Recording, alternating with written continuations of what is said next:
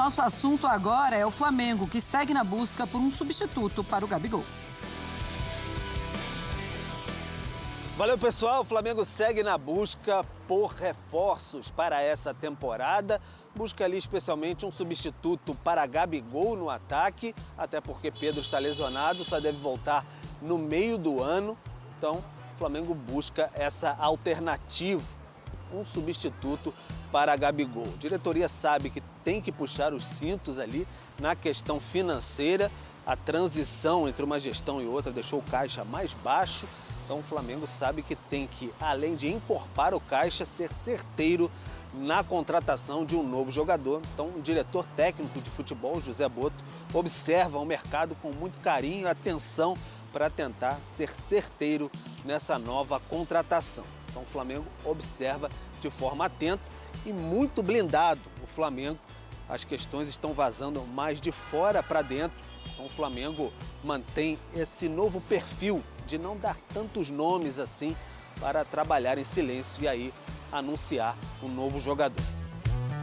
Questão do Fabrício Bruno, o Flamengo negocia com o Cruzeiro, subiu um pouco mais a proposta inicial, que era de 5 milhões de euros por 50% do valor, agora chegando ali a 7 milhões de euros por 70% do percentual do atleta, colocando ali um bônus nessa situação. Então o Flamengo trabalha a saída do Fabrício Bruno, Felipe Luiz já voltando da Europa, onde passou as férias, vai trabalhar com jovens, tem o garoto Cleiton também, então tem a dupla de Léo Ortiz e Léo Pereira, o Iago também, que foi capitão do Sub-20, Flamengo apostando na garotada, reapresentação do elenco principal nesta quarta, no Ninho do Urubu, e aí na sexta-feira viagem para a pré-temporada na Flórida, nos Estados Unidos.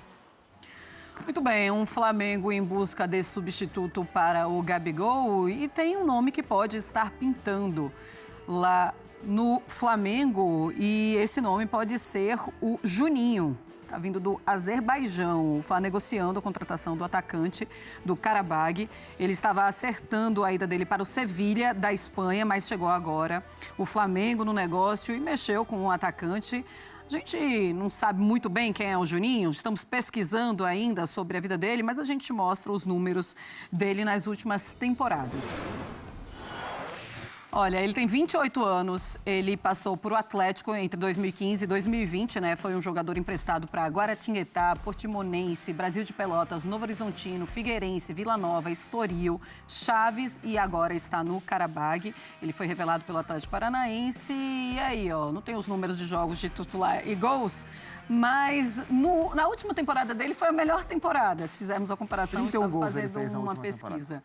Quantos gols? Na última, 31. Na penúltima, 11. É isso. E aí ele foi aumentando esse número de gols. André Kfouri, o que chama mais a atenção é pensarmos no Juninho, que é um jogador pouco conhecido aqui no Brasil, como ser esse jogador substituto do Gabigol. É uma maneira de mercado diferente que esse Flamengo vai passar a fazer? Pois é, né? A manchete está pronta, né? Como que um jogador que a maioria das pessoas não sabe quem é, vai substituir o Gabriel Barbosa, um dos grandes ídolos da história do Flamengo. Uma coisa não necessariamente quer dizer a outra. O Flamengo está olhando, o Flamengo está analisando o mercado.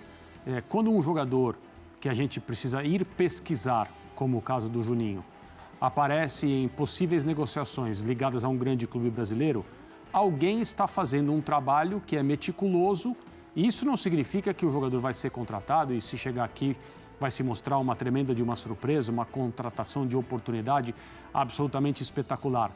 Assim, as coisas, elas não são, né? Elas não se vivem entre o 0 e o 1 milhão.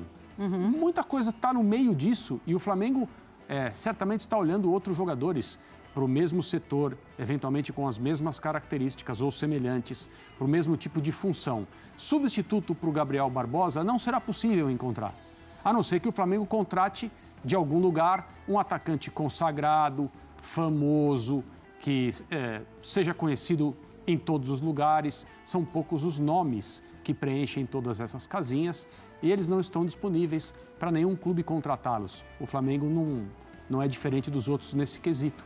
Então, não acho que o Juninho seja o substituto, o provável, potencial substituto do Gabriel Barbosa. Acho que seria muito ruim para ele que se pensasse nele com esse tipo de contexto.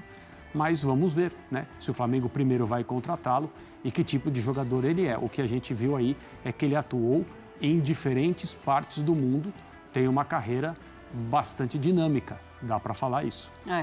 É muito cedo para falar sobre essa maneira de contratar, nova maneira de contratar dessa nova diretoria do Flamengo, Zupa.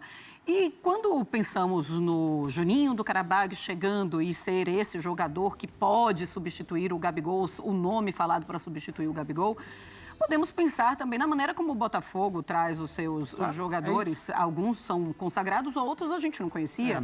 Como o Palmeiras fez também. Sim, e assim porque o torcedor ele é engraçado, né? Porque, claro, o torcedor não tem obrigação de ser racional, mas é engraçado.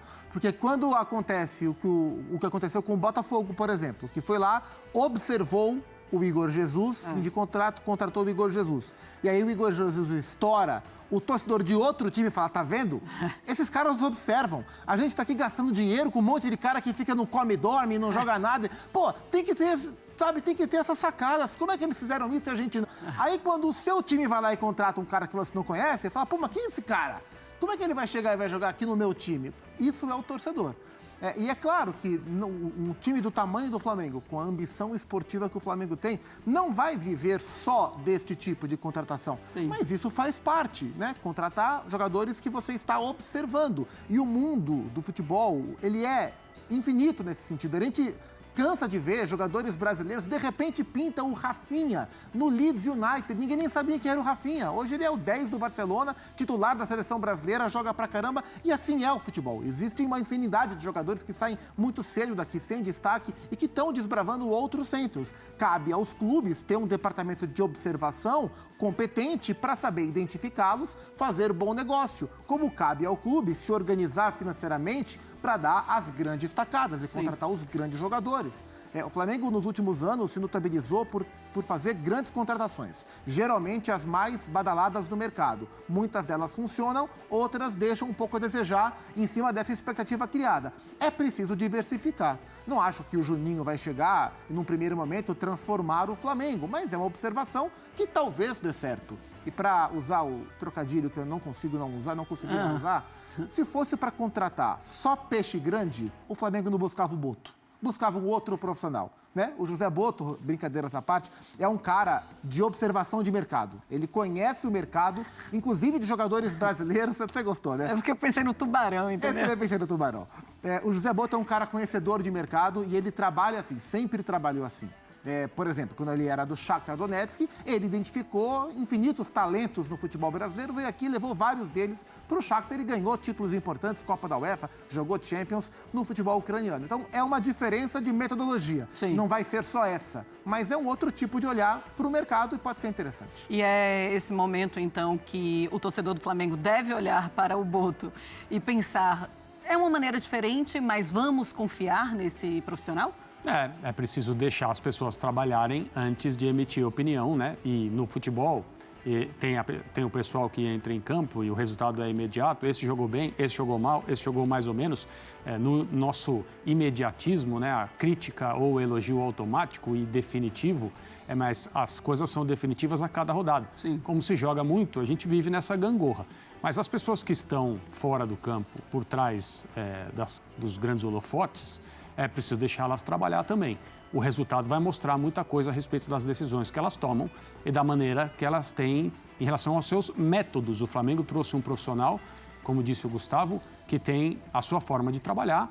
Ele está vindo ao Brasil, ele precisa aprender uma série de coisas, não no sentido de aprender de fato do zero. Não, ele precisa entender como as coisas funcionam aqui, mas o grosso da função dele, aquilo que se pede que ele faça, é observação de jogadores para serem contratados e servirem ao time do Flamengo. Então, vamos ver como o José Boto vai se dar fazendo o trabalho dele primeiro.